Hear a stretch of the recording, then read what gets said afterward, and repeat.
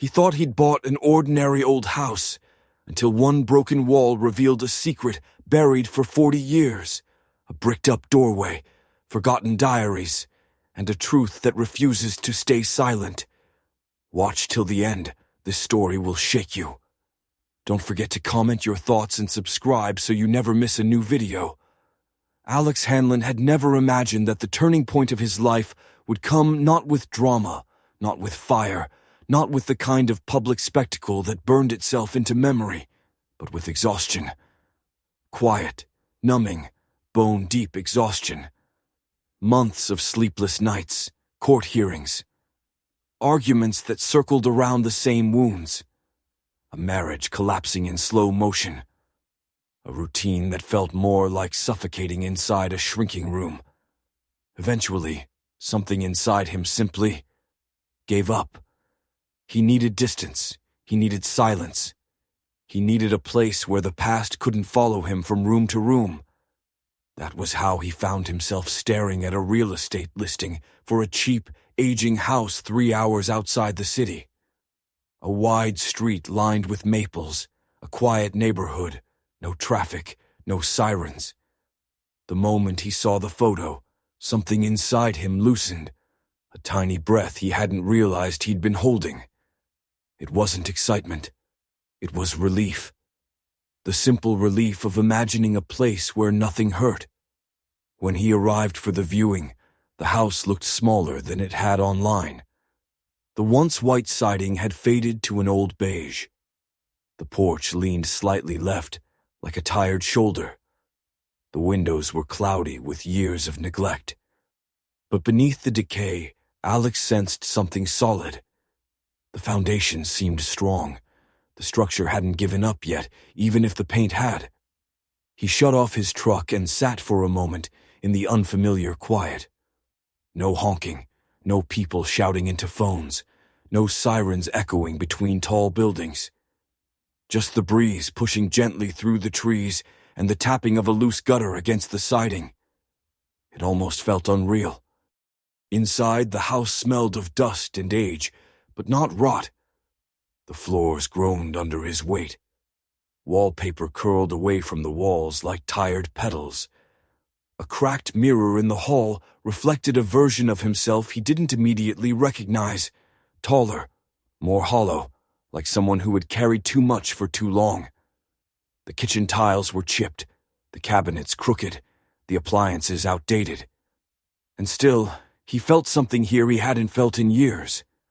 A place that didn't ask anything of him. The real estate agent, a woman in her 50s with a smile that felt too polished for the setting, didn't say much about the previous owners. She talked instead about the quiet community, the potential of the property, the low price due to cosmetic issues.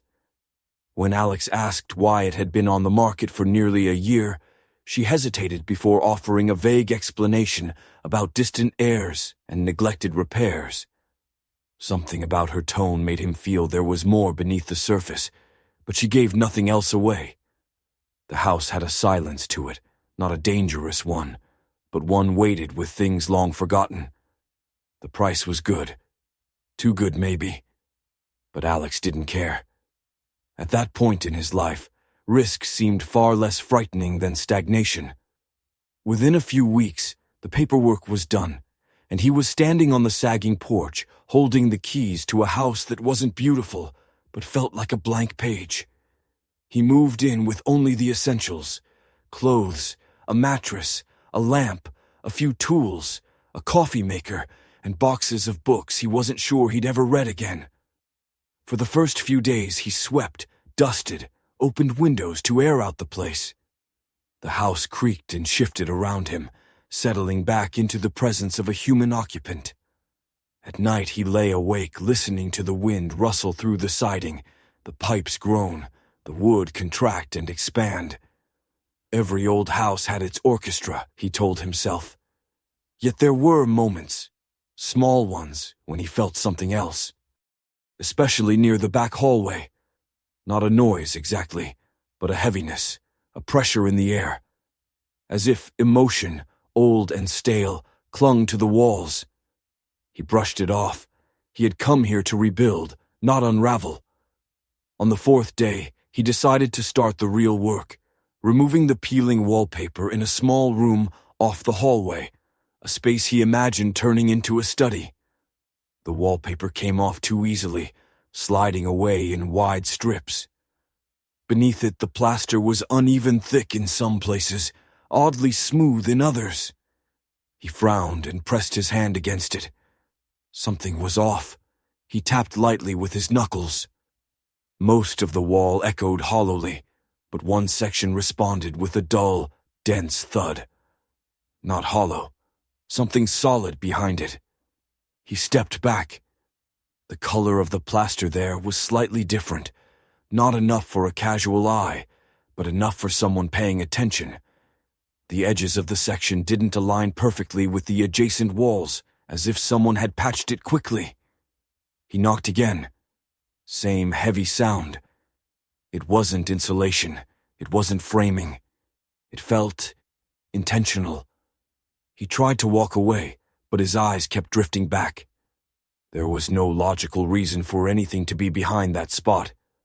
According to the floor plan, there shouldn't be another room, closet, or support beam. By late afternoon, he gave in. He brought his toolbox, slid on gloves, and marked the area with pencil. The house around him seemed to grow quieter, like it was waiting. He struck the plaster with the hammer lightly at first. Dust rose in soft clouds, dancing in the sunlight. Beneath the plaster, rough bricks appeared, red, uneven, clumsy, not original construction. His pulse quickened. Someone had bricked something up. He hit harder. More plaster broke away. The outline became clearer. A curved arch at the top, unmistakably a doorway filled in with bricks. A door someone wanted gone. His breath hitched. The air felt colder, though the window was closed. For the first time since he'd arrived, the house felt watchful. He tried to rationalize old remodel, structural fix, abandoned project, but none of it fit. This wasn't careful work. This was desperate work. He tightened his grip on the hammer. When he struck again, a crack split down the center of the brickwork, revealing a faint, dark line of wood behind it. A door, an actual door, hidden, sealed, forgotten. Alex froze, staring at the shadow between the bricks. A strange certainty washed over him, heavy and undeniable. Whatever was behind that door had been waiting a long, long time. And now, whether he was ready or not, he was about to open it. The crack running down the center of the brickwork felt like a pulse, thin, dark, promising something he couldn't yet see. Alex stood in front of it for several seconds, grounding himself with a slow breath, then raised the hammer again. The bricks crumbled faster now, loosening piece by piece, collapsing at his feet in dull thuds. Dust thickened the air until he could taste it, a gritty dryness on his tongue.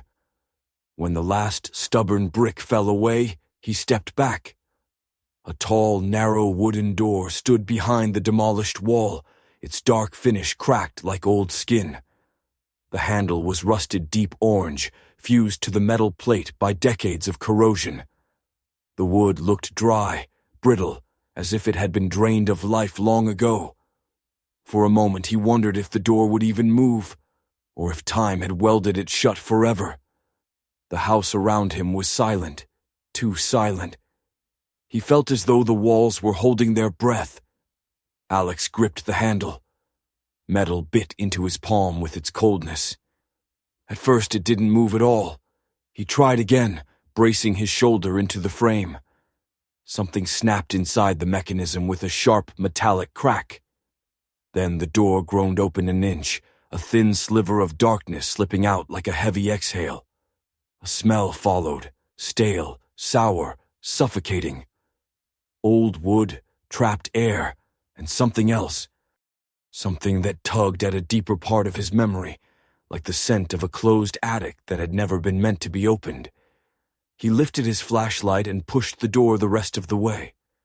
The beam cut through the pitch-black space, revealing a small room barely larger than a walk-in closet. The air inside was colder, unnaturally heavy, pressing against his skin as he crossed the threshold. The walls were entirely covered in layers of dark acoustic foam, thick and uneven. Not insulation. Soundproofing. Someone had built this room to be silent. Purposefully silent. The walls swallowed even the faint hum of the house behind him. It felt like stepping into a vacuum. His own breathing echoed strangely in his ears, too loud, as if the room were amplifying the sound inside while devouring everything outside. On the concrete floor stood a small wooden table. Its varnish had chipped away long ago, leaving pale scars across the surface. Dust covered it in a soft gray film, except for a rectangular patch in the center, where something had clearly once rested. Something important enough that whoever built this place had returned to remove it. Next to the table was a simple wooden chair. One leg was warped. The seat cushion had been torn open, its stuffing spilling out in stiff clumps. The chair was positioned facing the door, as if someone had sat there waiting, watching, or being watched. Alex's flashlight drifted to the far corner. A glint of metal caught his eye. He knelt and saw a steel ring embedded deep into the concrete floor. Rusted. Stained. A dark halo surrounding it. Years of friction, pressure, and something that made his stomach twist. This wasn't storage. It wasn't a remodel. This was a cell. A cell someone wanted, kept secret. His pulse pounded in his ears as he stood, forcing his mind into a deliberate, steady rhythm. He scanned the room again, looking for anything else. In the corner near the table, leaning against the wall as though forgotten in haste, was a small stack of spiral-bound notebooks. Their pages curled with age, their covers faded to grayish-brown. Dust clung to them, but not thickly, not like the untouched corners of the room. Someone had touched these more recently than the rest of the space. He picked up the top notebook. The cover crackled under his fingers. He brushed away the dust and opened it carefully. Handwriting filled the first page, small, looping letters. Neat but nervous. The writing of a young girl. His throat tightened as he read the first few sentences. Her thoughts spilled across the page in uneven lines, entries about school, about her older sister leaving for college, about her cat named Jasper, about the way her house felt emptier lately. The innocence of it struck him like a blow. Her name appeared halfway down the page. Emily. He whispered it aloud, testing it in the stillness of the room. The air felt heavier, as if the room itself recognized the name. Alex sank onto the broken chair outside the doorway, unwilling to sit fully inside the suffocating darkness. He flipped to the next page, then to the next. Emily's early entries were full of ordinary childhood observations. But beneath them lurked something subtle, a sense of tension she didn't fully understand. Mentions of her father being strict, her mother being quiet. Nights when the house felt tight, though she didn't explain what she meant. Then the tone shifted. An entry written in shakier handwriting described waking up to voices downstairs, angry, urgent, not like her father's usual tone. She mentioned a loud bang that made her jump. The next morning, her mother told her it was nothing, but Emily wrote that her mother's hands were shaking so badly she could barely pour her coffee. Alex turned the page. Another entry described her father pacing at night, muttering to himself. A stain on his collar he scrubbed at furiously. A strange metallic smell in the hallway. Then came the entry that froze Alex's fingertips against the paper. Emily had gone downstairs late one night to get water. The lights were low. She thought she was alone. Then she saw her father dragging a man across the floor. She described the limp arm, the trail it left on the wood. She wrote about how her father froze when he noticed her, how he walked toward her slowly, his expression too calm, How he told her it was nothing she needed to worry about, that he was handling a situation. He whispered to her that everything would be fine. But her diary said she didn't believe him. From that point on, the entries darkened rapidly. Her father became controlling, watching her constantly. Her mother cried behind closed doors. Her access to the house grew limited. Meals left at her door, days inside her room, the walls becoming familiar enough for her to trace cracks with her eyes. And then, Alex felt a cold shock run through him as he reached the entry where Emily wrote that her father took her somewhere safer. The handwriting was trembling.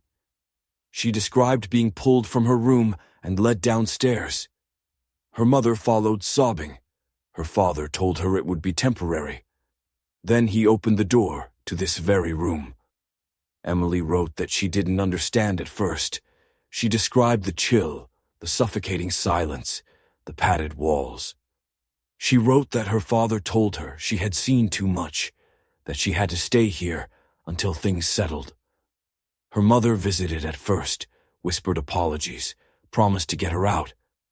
Then one day she didn't come back, and the entries became more frantic, more desperate.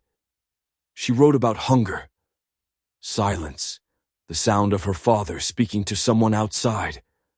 Then the writing deteriorated, letters slanting, words tangled. Her final entry ended mid-sentence. The pencil had dragged off the page, leaving a sharp, uneven scratch. Alex closed the notebook slowly, trembling. He looked up at the doorway, at the blackness inside the hidden room, and felt the weight of Emily's voice pressing against him from decades earlier. This wasn't a mystery. This wasn't a renovation problem. This was a story buried behind a wall, a story the house had held on to, waiting for someone, anyone, to finally listen. Alex barely slept. The house had always felt old, but now it felt wounded. Every creak in the floorboards, every whisper of wind along the siding seemed to carry an echo of Emily's words. He lay on his mattress in the dim light, staring at the ceiling, replaying the entries over and over in his mind. A father dragging a body across the floor, a mother shaking so hard she could barely pour coffee, a door opening to a windowless room, a final line that never finished. By morning, one thought had settled into something hard and immovable inside him. If Emily had lived in this house, if she had disappeared into that hidden room, there had to be traces of her somewhere outside it. Paperwork, records, neighbors, rumors. The town might have tried to forget, but forgetting and erasing were not the same thing. He made coffee on autopilot, poured it into a chipped mug, and sat at the kitchen table with Emily's notebooks stacked in front of him. He didn't open them again. Not yet. Their weight alone was enough to remind him what they contained. He needed to know if the world beyond these walls had noticed what happened here, or if it had simply looked away. The public library sat a few blocks off the main street, in a squat brick building that looked like it had once been a school. A fading banner out front announced a summer reading program that had supposedly ended months ago. The parking lot was nearly empty. Inside, the air was cool and smelled faintly of old paper and lemon cleaner. A woman in her 60s sat at the front desk, glasses perched low on her nose, her gray hair pulled into a neat bun. She greeted him with a soft, "Good morning," the kind of reflexive politeness that came from years of working with people who wanted quiet, not conversation. "Hi," Alex said. "I'm, new in town. I bought an older place on Maple Ridge." Her eyes brightened with recognition and something else he couldn't place. "Oh, which one?" "The white one. Well, it used to be white," he corrected. "Peeling siding, sagging porch." She nodded slowly. "The Becker house." The name landed like a stone in his chest. "Yeah," he said. "That one." She straightened in her chair almost imperceptibly. "What can I help you with?" "I'd like to look at some old local newspapers," he said carefully. '80s, early 90s. Anything about the Becker family. Public events, news, that sort of thing. She studied him for a moment. He had the sense she wanted to ask why. Instead, she simply said, "Archives are in the back. I'll show you." The archive room was small, lined with tall metal filing cabinets and stacks of worn cardboard boxes. The fluorescent light flickered slightly, giving everything a faintly ghostly tone. She led him to a row of drawers labeled by year. "Most of the local papers are here," she said. "We've got microfilm for some, but people don't use that much anymore. Who are you looking for exactly?" "Richard and Margaret Becker," Alex said. Then, after a brief pause, "And any mention of a daughter?" Her eyes flickered. For a second, something like discomfort crossed her face. "I remember the name," she murmured. "It's been a long time." She didn't ask any more questions. "Start with late 80s, she said instead. "If there's anything, it'll be around there." When she left him alone, Alex pulled open a drawer and began leafing through stacks of old papers. The pages rasped under his fingers. Headlines about local elections, high school football scores, town fairs, charity drives, lost pets. Then he found it. A small article halfway down the page, easily overlooked. "Local woman reported missing." There was a black and white photo of Margaret Becker, dark eyes, gentle smile, hair pulled back from her face. She looked almost exactly as Emily had described her. The article itself was only a few short paragraphs. She had left home one morning and never returned. The sheriff's department was seeking leads. Anyone with information was urged to call. There was no mention of turmoil at home, no mention of a child being locked away, no speculation, no follow-up. He flipped through the following week's issues. Nothing. No updates. No renewed appeals. No front-page urgency. Just a woman who had been here one day and gone the next. He sat back on the small metal stool, staring at Margaret's picture. In Emily's diary, her mother had been frantic, desperate, trying to get her daughter out of that room. Here, her entire disappearance had been reduced to a few lines between an ad for a hardware store and a notice about a church bake sale. He set that issue aside and kept going. He searched for mention of the younger daughter. School events, honor rolls, youth programs, anything. But if Emily's name appeared, he couldn't find it. It was as if the town's records had skipped straight past her. He did, however, see Richard's name several times, not in any crime reports, not in anything scandalous. Instead, in polite, approving mentions. A sponsorship of a youth sports team, a donation to a charity drive, attendance at a business association meeting.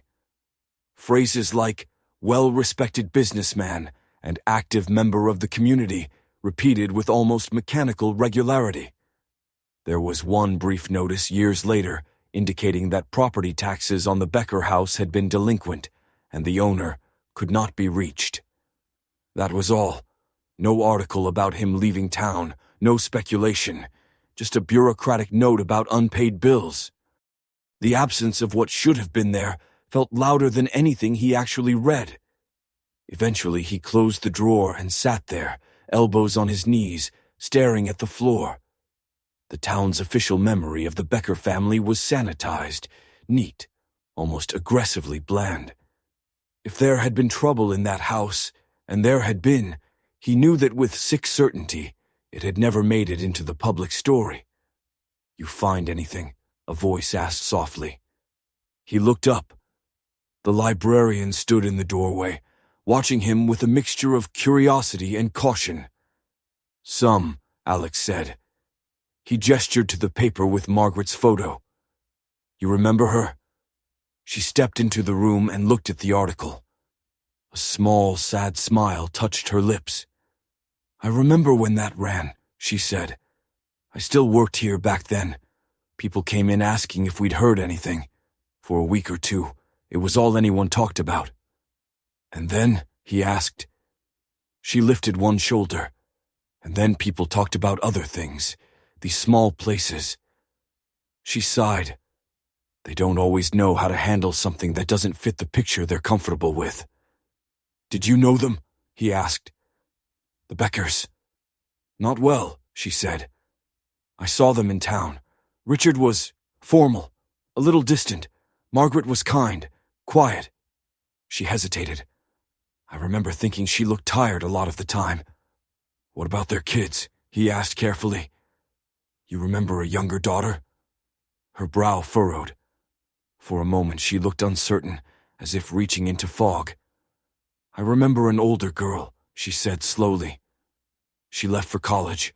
Out of state, I think. There was a little going-away thing at the community center. But the younger one... She trailed off. What? Alex pressed gently. I remember seeing her a few times. At the library, once or twice. She used to sit by the window and flip through horse books. A faint smile passed over her features and vanished again. Then, after a while, I just didn't see her anymore. I assumed she'd gone to live with relatives or some private school. That sort of thing happened. She looked at him. No one said anything. No one asked. And Margaret? Alex asked. After she disappeared? The librarian's eyes dimmed. The sheriff came around, asked questions, but there was never much follow-up. We were told she probably walked out, that she'd been unhappy. People accepted that. She paused. Maybe they wanted to. Alex swallowed. Do you think anything else was going on in that house? She glanced toward the open doorway, as if checking that no one else could hear. There was no one. Still, she lowered her voice. There were rumors, she admitted. People said they heard arguments, that she cried in public once outside the grocery store. Somebody claimed they heard shouting late at night. But you know how it is. Her mouth tightened. This is the kind of town where people pride themselves on minding their own business. Sometimes that's just another way of saying they look the other way. He thought of the soundproofed room, the ring in the floor. Emily's unfinished sentence. Thank you, he said quietly. She nodded, studying him for another moment. Whatever you're looking for, she said. Be careful. Old stories here.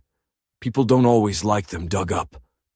Outside, the afternoon sun felt harsh after the dim archives. The town looked exactly as it had the first day he'd driven through it. Calm, uneventful, almost stubbornly ordinary. Kids rode bikes past tidy lawns. A man walked his dog. A woman carried grocery bags from her car. Somewhere in these houses, people had once heard a girl screaming, and then had gone back to their normal lives. Alex spent the rest of the day knocking on doors. He introduced himself as the new owner of the Becker place, said he was trying to learn more about the house's history. Most people were politely curious. Some invited him onto porches, offering iced tea or folding chairs. They remembered Richard in vague terms, quiet, serious, kept to himself. They remembered Margaret as sweet and nice and a little sad. When he mentioned a younger daughter, the reactions shifted. A few people frowned, trying to recall. One woman said, "Oh, right, they had two, didn't they? I remember seeing them at church once." Then she shook her head. "I thought the little one went to stay with family." Others just looked blank, as if a child could disappear from a street and leave barely a ripple. It wasn't until the last house on the block that someone gave him more. The yellow bungalow at the end of the street looked tired, its porch sagging, the yard a scatter of dry leaves and patchy grass. When Alex knocked, it took a while for anyone to answer. Finally, the door opened a few inches, held by a chain. An old man peered out. His hair was white and thin, his eyes clouded but sharp behind thick glasses. "Can I help you?" he asked. "Sorry to bother you," Alex said. My name's Alex Hanlon. I just moved into the old Becker place. The man's fingers tightened on the edge of the door. He pushed it open farther and unhooked the chain. You bought that house? He asked, his voice rasping. Yes, sir. The old man studied him for a moment longer, then jerked his head toward the inside. Come in. The living room smelled faintly of tobacco and something like furniture polish. An old TV sat on a stand in the corner, turned off. Stacks of magazines lined the walls. Name's Howard, the man said, easing himself into an armchair with a soft groan. He motioned Alex toward the couch. Lived on this street 52 years. I knew the Beckers. Alex sat. I was hoping someone did, he said quietly. Howard watched him with a long, measuring look. Most people don't bring them up, he said. Not anymore. I found some things in the house, Alex said. I'm just trying to understand. What were they like? Howard sighed, the sound roughened by age. Richard was the kind of man people respected because they thought they were supposed to, he said. Had money, wore good suits, sat on committees. Didn't say much, but when he did, people listened. He shrugged. Didn't mean they liked him. And Margaret? Alex asked. A good woman, Howard said simply. Too quiet for her own good. You could tell she was under strain. Saw her once at the grocery store. Eyes red, hands shaking. She laughed it off when I asked if she was all right. His jaw clenched. I didn't push. What about their kids? Alex asked. Older girl Rebecca, I think, left for college. Howard waved a hand. Whole street made a fuss about it. Banners, cake, all that. Richard liked the attention. And the younger one? Alex asked, his voice low. Howard's gaze dropped to his hands. Emily, he said slowly. Little slip of a thing. Always walked close to her mother. Used to draw on the sidewalk with chalk. Horses, mostly. I remember that. He paused. Then one day I realized I hadn't seen her in a while. How long? Alex asked.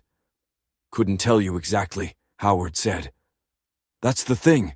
With kids, you assume they're at school, at friends' houses, visiting grandparents. You don't mark the day they stop showing up. He swallowed. I told myself she'd gone to live with relatives, or some special school. It was easier than wondering. Alex felt a cold, simmering anger rise at that word, easier. Did you ever hear anything from the house? He asked. At night. Howard's fingers curled against the arm of the chair. His eyes, yellowed at the edges, flicked towards the window, toward the direction of the Becker home. Yes, he said finally. Once, maybe twice. Can't say for sure. His voice dropped. I heard something like a scream, muffled, late. Could have been a TV. Could have been a nightmare. He shook his head. I lay in bed and told myself it was none of my business. People fight. Doors slam. You call the cops for every sound, and you're just the crazy neighbor. He looked at Alex then, the weight of years in his gaze. I thought about calling, he said. I didn't. And a week later, the police were on the street anyway, asking questions about Margaret. After they left, things got quiet. Too quiet. Becker stopped talking to anybody. Hardly came out. Then one day he was just gone. Did anyone ever ask about the younger girl? Alex asked. His throat felt tight. Howard gave a humorless, fragile laugh. In a town like this, he said, people see what they expect to see. They expect respectable men not to do terrible things. They expect missing wives to have run off. They expect children to end up wherever it's convenient to imagine they went. He leaned forward, the motion slow but deliberate. If there was more to it, and God help me, I think there was, this town didn't want to know. Silence fell between them. The only sound was the faint hum of the refrigerator in the adjoining kitchen. I found a room in that house, Alex said quietly. A hidden one. Howard's jaw tightened. He didn't look surprised. I always thought something was wrong with that place, he murmured. Could feel it in my bones, but I never went inside, never asked to. That's on me. Alex stood, feeling suddenly restless, too full of a truth he hadn't yet fully grasped. Thank you for talking to me, he said. I know this isn't easy. Howard looked up at him, eyes sharp despite the cloudiness. Son, he said, if you've stirred up the past in that house, it isn't going to stay put. People here may not like the questions that come with it. He paused. But maybe it's long past time someone asked them. Walking back down the street toward the Becker house, Alex felt the weight of the town pressing in around him, not as a physical force, but as a pattern. Half-remembered rumors, incomplete stories, small acts of looking away. The house stood at the end of the block, ordinary and unremarkable in the fading light. Its windows reflected the evening sky, giving it the illusion of serenity. He knew better now. The secret behind the wall was not just one family's buried horror. It was a piece of a larger silence. And as he stepped up onto the sagging porch and reached for the door, he understood that his search had already left the realm of curiosity. He was in it now, deep in it. And whatever came next, there was no going back. Alex sat in his truck long after he'd parked it in front of the beige, sun-faded house in rural Arkansas. Finding the address hadn't been difficult. Public records, tax filings, and a paper trail that had grown faint but not invisible. What was difficult was forcing himself to get out of the truck. The Becker house had been a monument to silence, but this house small, trimmed with peeling blue paint, looked like a place where silence had come to live out its final years. The lawn was patchy. The porch steps sagged. A single rocking chair stood facing the yard, unmoving, as though the person who once sat in it had simply stopped coming outside. The man inside was 84 now, old, frail. A ghost of the father Emily once knew, but still alive, and carrying everything Alex had discovered. He finally forced himself to step out. The gravel crunched under his boots, loud in the stillness. A dog barked in the distance, then fell quiet again. Alex climbed the porch steps, each one creaking under his weight. He knocked. A long pause. Then slow, uneven footsteps approached the door. A lock clicked. The door opened just enough for a shadowed face to appear behind the screen. The man's eyes were pale, watery, strained, yet they held a spark of something sharp beneath the haze of age. Yes, the old man rasped. Alex swallowed. Mr. Becker? The old man flinched, almost imperceptibly, like someone hearing a name that should have been buried decades ago. No one's called me that in years, he murmured. I know, Alex said quietly. My name is Alex Hanlon. I bought your old house. A second of silence. Then the old man pushed the screen door open with a trembling hand. Come in, he said. If you've come this far, you might as well. The interior smelled faintly of medicine, old fabric, and dust.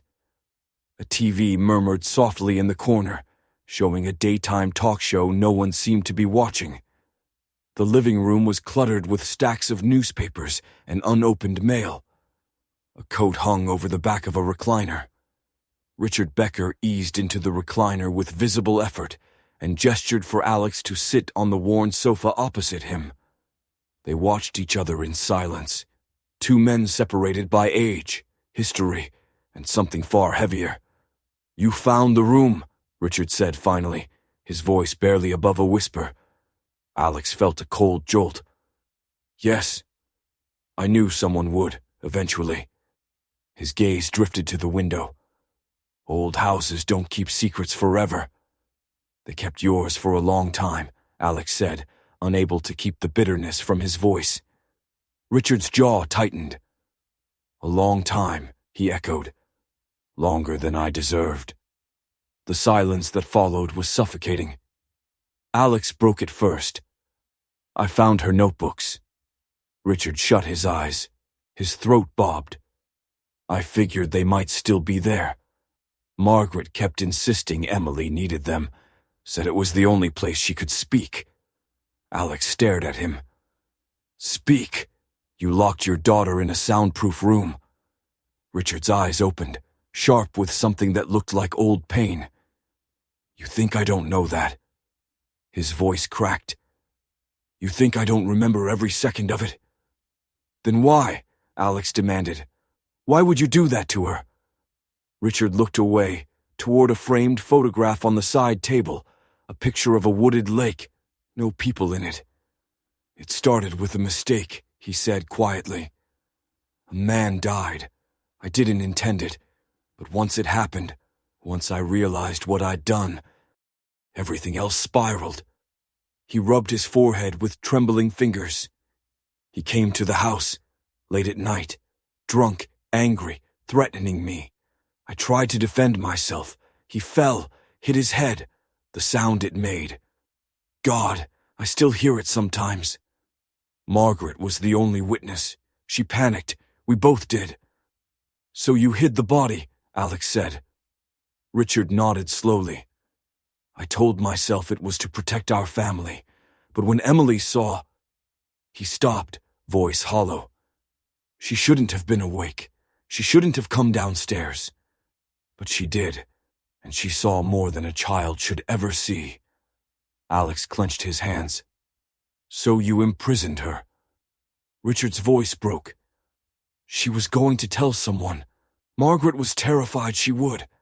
I convinced myself it was temporary, just until I figured out what to do. But you didn't stop, Alex said. You kept her in there. Yes, Richard whispered. Because things got worse. Margaret, she wasn't stable anymore. She'd sneak downstairs to see Emily. She'd argue with me, beg me to end it. She started talking about going to the police, telling everything. He stared down at his hands. I told her she didn't understand what that would mean for us. What happened to her? Alex asked. Richard looked like he had aged 10 years in a single moment. She tried to free Emily one night, he said, voice trembling. I caught her opening the door. We fought. She slipped, hit her head on the stairs. He swallowed. I panicked.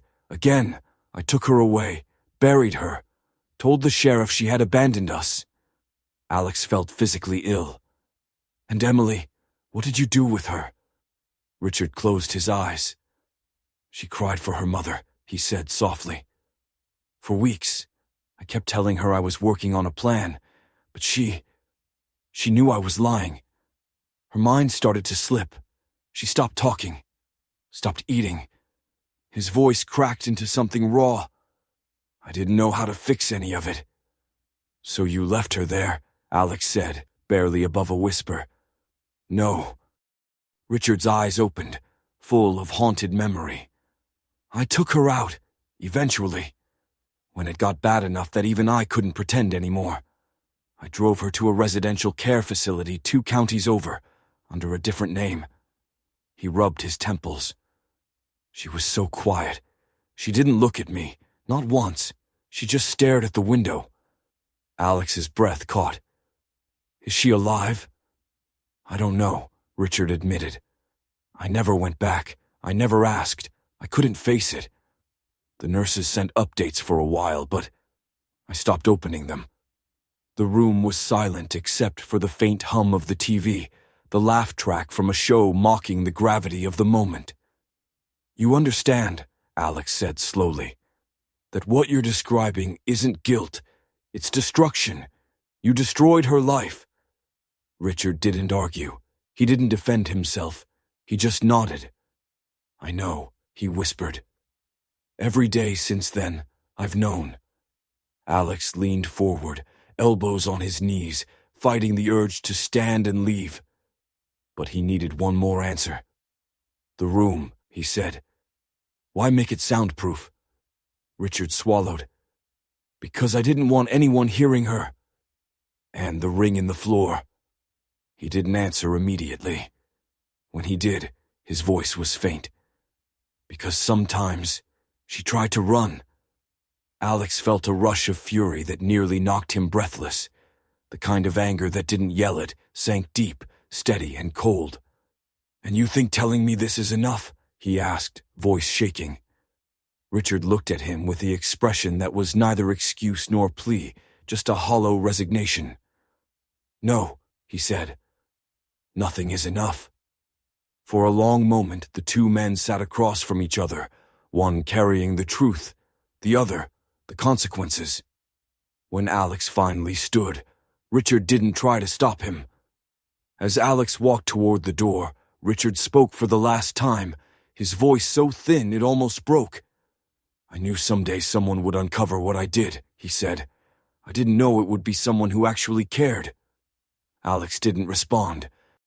He stepped outside into the sunlight, the screen door clicking shut behind him like a final sentence. The air felt heavy, the world subtly altered, as if everything he had learned added weight to the sky itself. He got into his truck, hands trembling against the steering wheel, not from fear, not even from anger, from certainty. What he carried now wasn't just Emily's story, it was the truth that the world had never bothered to look for, and he was the only one left who could decide what to do with it. The drive back felt longer. The road unspooled in front of Alex in an endless gray ribbon, cutting through fields, past gas stations, under a sky that seemed too bright for what he carried. The radio stayed off. The only sound in the truck was the low growl of the engine and the steady, almost mechanical rhythm of his own breathing. Richard's words looped in his mind, fragment by fragment.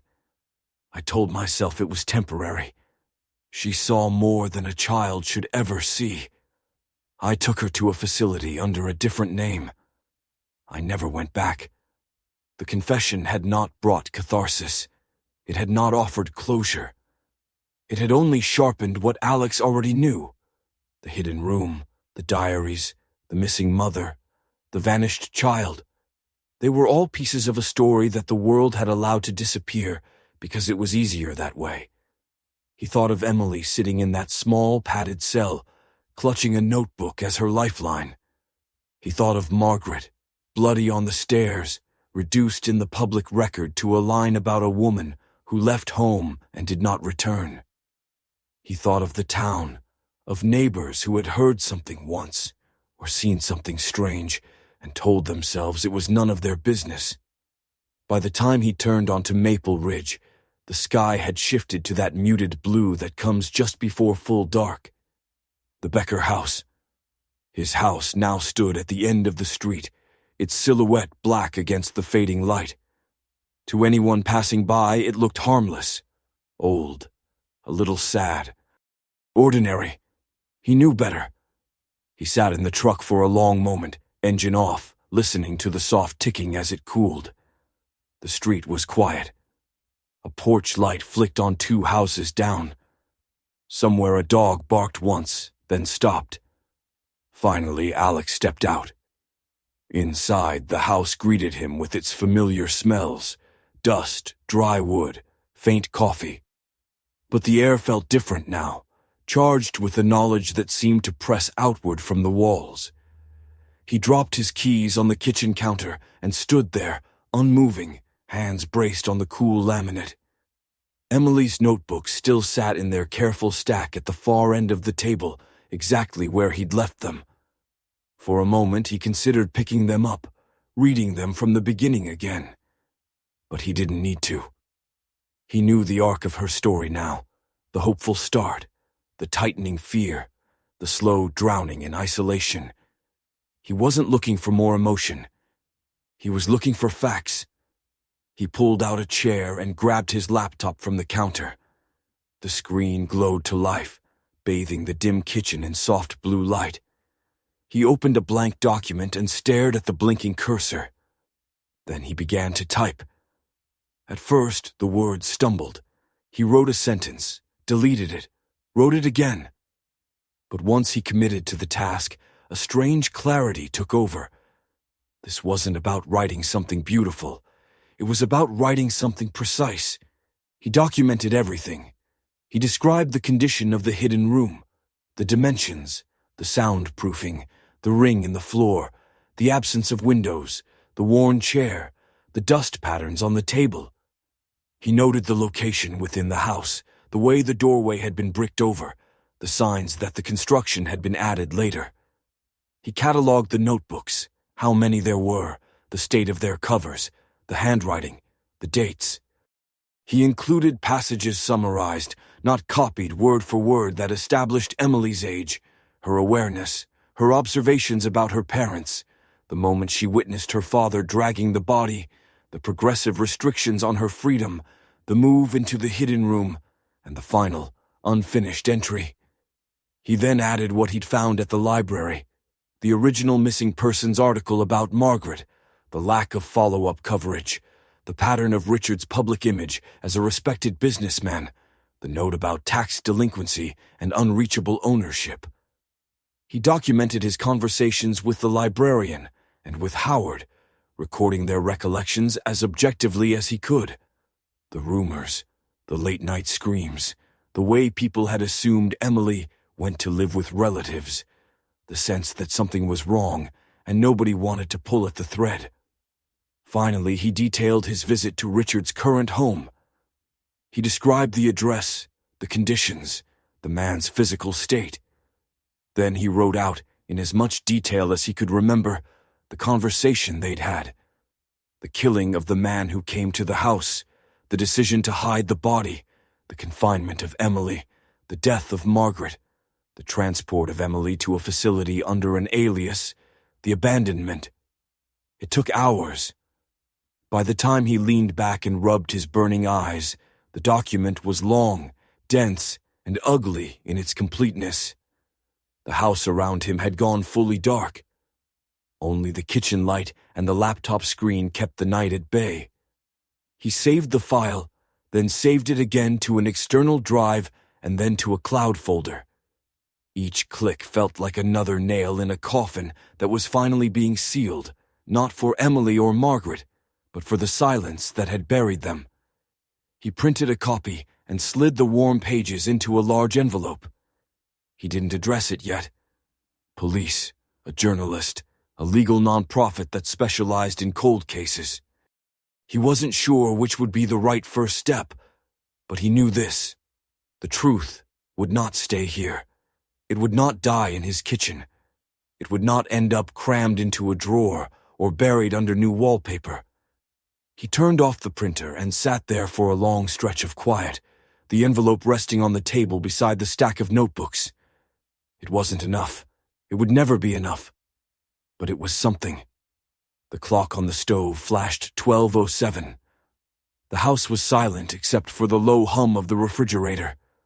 Slowly, Alex stood and picked up one of Emily's diaries. He didn't open it. He just held it, feeling the weight that was far greater than its size. Then he walked down the hallway. The boards creaked under his feet, the same familiar protest he'd heard since the first day.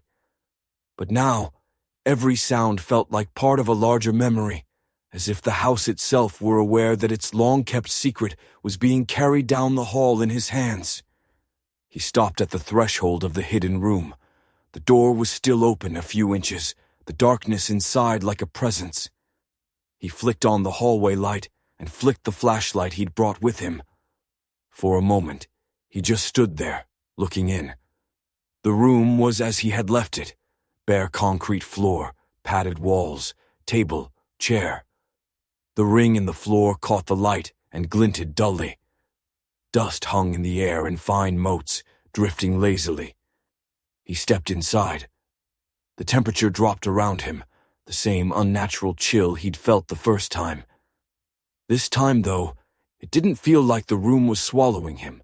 It felt like it was offering itself up to be seen for what it truly was. He crossed to the table and set the diary down gently.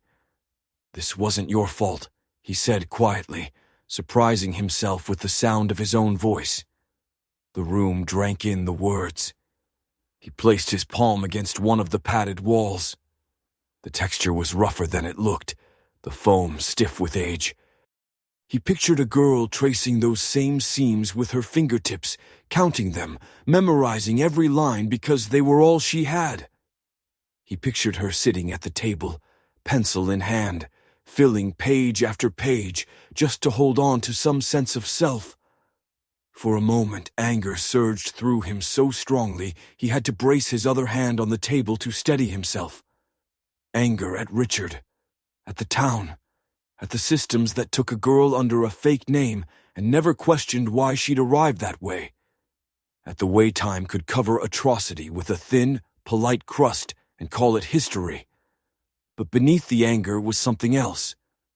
Responsibility. He exhaled shakily and stepped back toward the door. He flipped the flashlight off and let the hallway light spill in, soft and warm by comparison. In that glow, the room looked smaller, almost ordinary. A sad, windowless box. He understood, suddenly and precisely, that he was not closing this door to hide what had happened. He was closing it because he had already brought it into the light.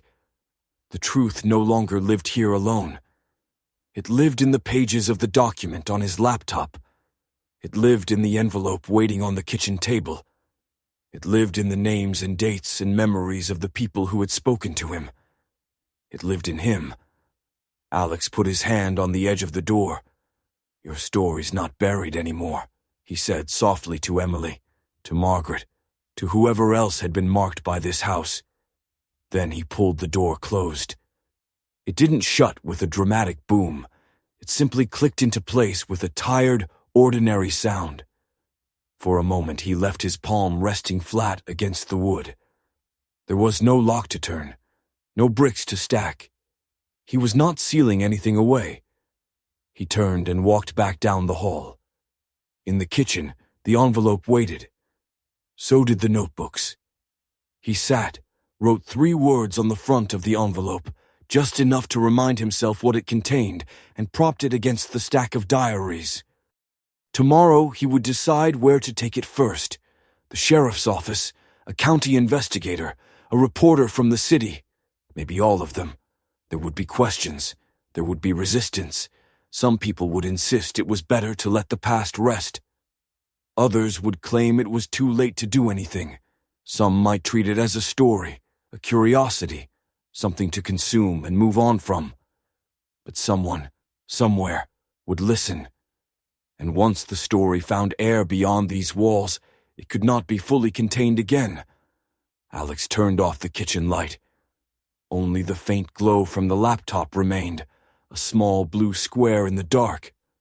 As he walked away, up the stairs toward the bedroom, he was slowly making his own. The house felt different than it had the day he moved in. Not lighter, not cleaner, but honest. It no longer hummed with the strain of a secret pressing against its ribs. It had told him its story. Now it was his turn to tell the world.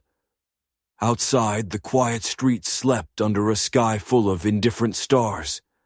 Life would go on. Kids would ride bikes. Sprinklers would hiss. Porch lights would switch on at dusk.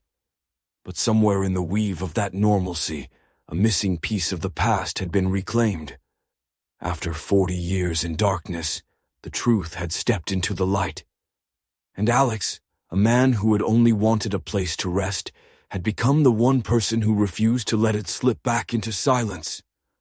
A truth buried for decades has finally come to light. Now this story belongs to everyone who needs to hear it.